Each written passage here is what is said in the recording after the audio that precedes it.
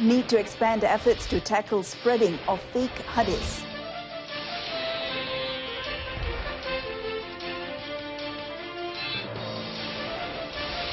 Five die in Peru as fire breaks out at juvenile detention center.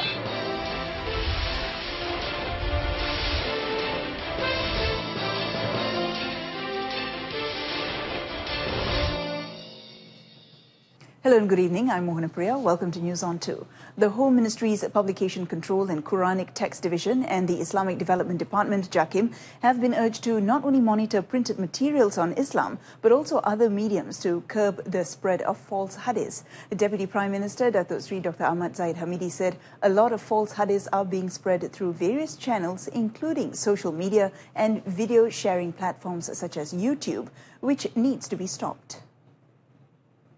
Ceramah demikian merujuk pada sumber hukum, tetapi tafsirannya berbeza. Pengikutnya ramai, dan pengikut ni taksub. Ini menyebabkan berlakunya amalan-amalan yang salah. Penceramah secara fizikal, saya boleh ditegur. Mungkin tauliahnya boleh ditarik. Bagaimana jika ia di YouTube-kan? Datuk Sri Dr. Ahmad Zahid spoke at the Hadith Text Writing and Publication Guidelines book and Hadith Regulatory Conference launch ceremony today. The Hadith Text Writing and Publication Guidelines are aimed at regulating the writing of hadiths in publications. On another note, Datuk Sri Dr. Ahmad Zahid said the authorities will not hesitate to take stern action against controversial rapper and musician Wee Ming Chi, or Nama Wee, following his latest provocative video clip. Jika ada mana-mana individu yang melakukan provokasi sedemikian, jangan salahkan pihak berkuasa jika tindakan dilakukan oleh beliau. Orang itu telah terlepas di dalam banyak tindakan. Dan kita harap jangan mana-mana pihak melakukan provokasi. He was commenting on the controversial video clip titled Like a Dog that shows Nama Wee and other individuals dancing indecently in front of Masjid Putra. He said this after presenting 1,836 fire extinguishers and safety kits to Tahfiz schools. The video led to social media activist Chairman Kamaruddin Ahmad urging the Malaysian Communication and Multimedia Commission to investigate the video clip, which had since gone viral. Malaysia and Indonesia will start their first roll-on, roll-off services between two ports in Malacca and Sumatra. Deputy Transport Minister Dato' Abdul Aziz Kaprawi said the services between Tanjung Bruas Port, Malacca, and Dumai Port in Sumatra would start before the end of the year. The services between the two ports will help to boost trade activities as well as tourism sectors in Malaysia and Indonesia. Memang dasar kerajaan Malaysia menggalakkan supaya pelabuhan-pelabuhan di Malaysia dapat membuat kerjasama yang erat dengan pelabuhan-pelabuhan Indonesia bagi memastikan dinamik ekonomi di rantau ini dapat dibangunkan dengan cepat. Dato' Abdul Aziz told reporters after witnessing the signing of Memorandum of Understanding between Johor Port Berhad and PT Pelabuhan Indonesia 1. Johor Port was represented by Chief Executive Officer Shahrul Alam Shah Abdul Halim and Pelindo 1 by Human Resources and General Affairs Director Hamid Wijaya. Johor Port will handle the roll-on, roll-off services at the Tanjung Bruas Port with an investment of about 10 million ringgit to set up facilities at the port. The roll-on, roll-off services would help reduce cost as perishable goods from Sumatra would be transported on lorries, which would use roll-on, roll-off ferries to Malacca. Two Sarawak Premier League football players and a suspected bookie have been remanded to help in a match-fixing probe. Defender Maswandi Zakaria, 29, midfielder Muhammad Hafiz Abu Bakar, 28, and suspected bookie Muhammad Zaiman Rosli will spend the next 6 days in the Malaysian Anti-Corruption Commission MACC lockup in Kuching. A Kuching Magistrates Court allowed MACC's application to hold them in remand under Section 16 subsection A of the Malaysian Anti-Corruption Commissions Act 2009. Magistrate Portia Tham Ong Leng ordered the trio to be reproduced in court on February 21st for remention. The Football Association of Sarawak last Sunday opened an investigation after Sarawak let in a flurry of late goals to lose 3-2 in their home match against Falkra United a day earlier. Sarawak were leading 2-0 and the defeat led to claims a number of players were involved in fixing matches. Sarawak manager Wahab Abdul Rahim led the internal probe. Police seized various types of firecrackers and fireworks worth 8,000 ringgit in a raid in Taman Dayat, Kota Tinggi, Johor yesterday. Kota Tinggi Police Chief Superintendent Ashmun Bajah told reporters today that a local businessman has also been detained in the 8:30 p.m. raid. Police also seized 60 slabs of 8 Feet brand firecrackers, 12 boxes of Happy Boom 36 shot fireworks, 10 packets of Candela China fireworks, and 10 boxes of Thunderclap rockets. The suspects, aged 45, together with the seized goods, were brought to the Kota Tinggi Police Station for further investigations. The case is being investigated under Section 8 of the Explosives Act 1957. The sentence carries a maximum 7-year jail term, together with a maximum 10,000 ringgit fine or both. Now, the 4 men suspected of robbing a goldsmith in Alor Kedah on February 10th have been detained. All suspects, aged between 19 and 32, were arrested in Sungai Petani and Kulim on February 13th. State CID Chief SAC Mayor Farid Al-Atrash Wahid, who confirmed the arrests, said police also seized some of the stolen jewellery and cash. A fake gun used during the robbery was also seized. On February 10th, the suspects, who wore helmets and face masks, robbed the goldsmith, who was located at Jalan Kota, and took off with 100,000 ringgit worth of jewellery. The case is being investigated under Section 395-397 of the Penal Code. Johor Police crippled 2 motorcycle theft gangs, namely Wan Joy and Pulai Emas gangs in Iskandar Puteri, during 2 separate raids on February 5th and 9th for their involvement in 6 theft cases. Iskandar Puteri Police Chief ACP Nur Hashim Mohamad said the Ops Lejang Task Force also detained 9 men aged between 16 and 34. ACP Nur Hashim confirmed that police also seized 17 motorcycles of various brands as well as different motorcycle components during the raid. Dia punya modus operandi dia curi, kemudian jual kepada orang tengah, dan orang tengah juga akan jual kepada pekerja-pekerja di tapak pembinaan ni, dengan harga yang lebih murah daripada harga pasaran lah. Itu yang mendapat sambutan. All of the suspects are being held for further investigations under Section 379 of the Penal Code for motorcycle theft. The sentence carries a maximum 7-year jail term and a fine.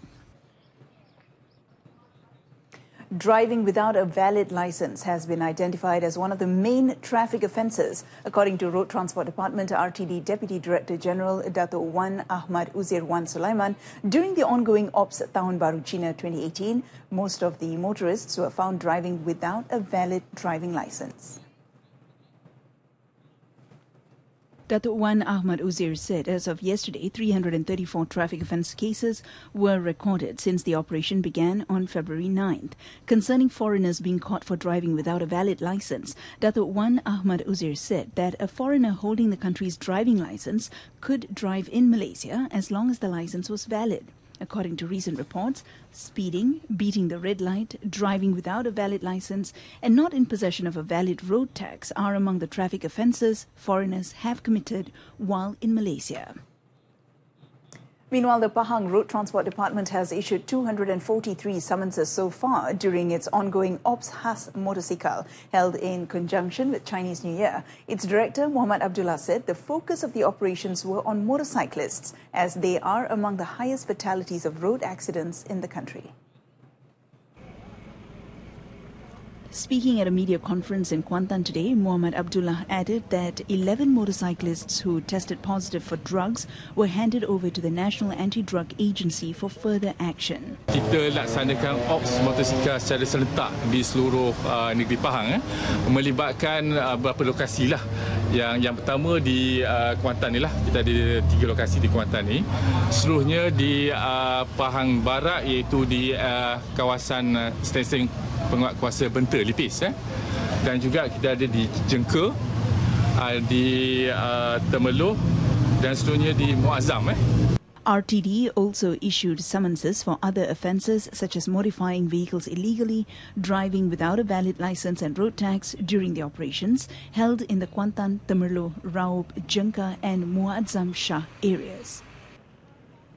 Elsewhere, a motorcyclist was killed in a collision with a car in Johor today. The accident occurred at kilometre 24 of Jalan Johor Bahru, Pontian at about 12:30 a.m. Iskandar Puteri Police Chief ACP Nur Hashim Mohamad, who confirmed the accident, said the victim has been identified as 20-year-old Muhammad Sharul Izwan Suhaimi. Initial investigations found that the victim was on his way to Skudai from Pulai Bistari when he collided with a car that was headed to Taman Surya. The victim suffered head and bodily injuries due to the crash and died at the crash scene. However, the driver of the car, along with 2 passengers, were unharmed. The victim's body was sent to Kulai Hospital.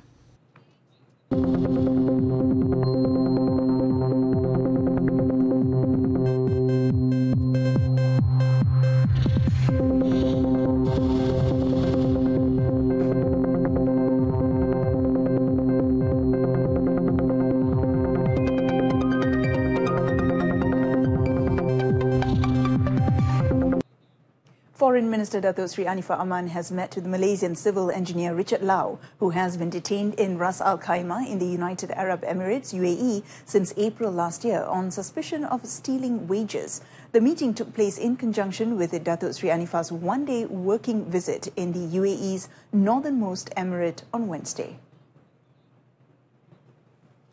During the visit, Datuk Sri Anifah also paid a courtesy call on Ras Al Khaimah's ruler Sheikh Saud Sakar Al Qasimi at the Kuzam Palace. According to a statement from the Foreign Ministry, the issue related to Lau's arrest was among topics touched during Datuk Sri Anifah's meeting with the Emir. Datuk Sri Anifah expressed the appreciation of the Malaysian government on the assistance provided by the Emir of the Ras Al Khaimah, as well as the spirit of brotherhood and trust showed by the UAE government in helping to solve the issue on Lau's detention.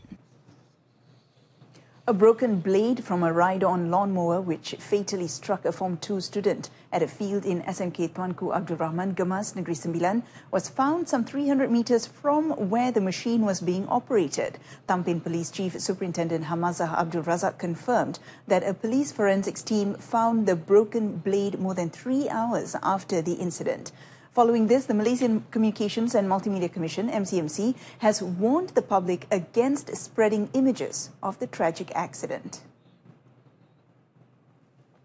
MCMC, in a statement today, stressed that spreading images related to the freak accident is not just unethical but also an offence. Those found guilty of committing the offence are liable to a fine not exceeding 50,000 ringgit or a jail term of up to 1 year.